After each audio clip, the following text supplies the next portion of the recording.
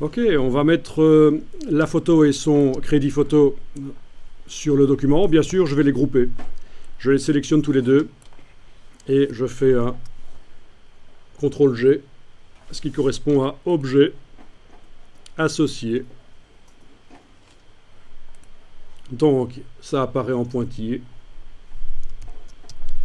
Et vous avez la possibilité d'aller la mettre donc sur l'image, sur le document, voilà.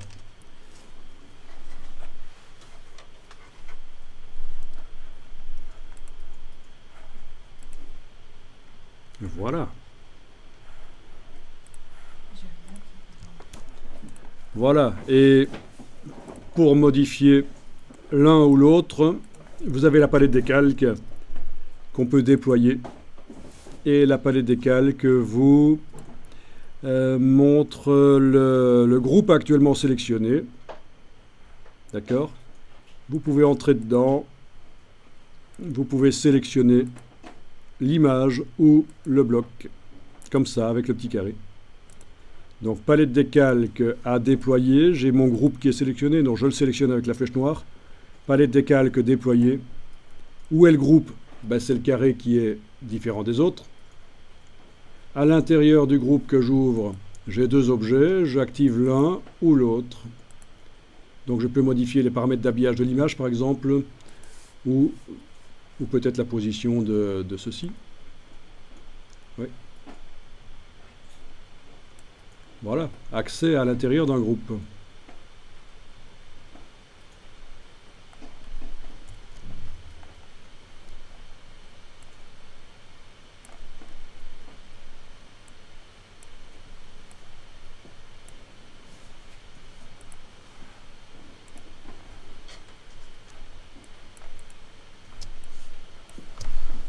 Alors InDesign propose aussi du légendage automatique. Si vous avez 500 photos à mettre en page dans un catalogue d'exposition, par exemple, il faudra savoir qu'il existe objet légende. C'est le légendage automatique. Vous pourrez mettre sur les images des légendes qui passent par-dessus l'image, qui sont en dessous, qui sont sur le côté. Et ces légendes peuvent automatiquement aller chercher le nom du fichier, voire même dans les métadonnées du fichier d'image, aller chercher des informations. Par exemple, quand vous prenez une photo avec un appareil photo moderne, c'est géolocalisé dans les métadonnées du fichier de la photo, il est indiqué où elle a été prise. Et bien grâce à ça, vous pourriez demander à InDesign de mettre automatiquement sous la photo l'endroit où ça a été pris. Vous avez plein de photos que vous avez prises partout en Europe, par exemple.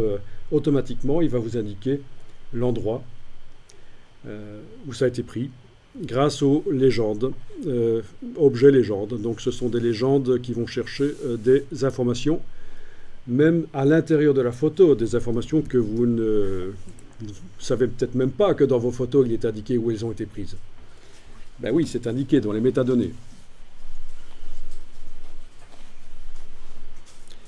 On ne va pas le voir ici, bien sûr, c'est du InDesign avancé, mais c'est intéressant de savoir que ça existe, que si le nom du photographe est indiqué dans la photo, vous allez pouvoir aller le rechercher avec InDesign automatiquement pour le mettre comme vous voulez, comme ça par exemple.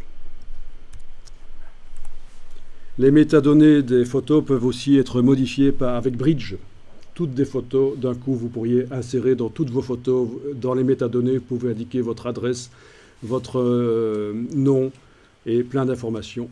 C'est automatisé. Donc si votre appareil photo ne le met pas d'office pour vous, Adobe Bridge peut le faire par la suite.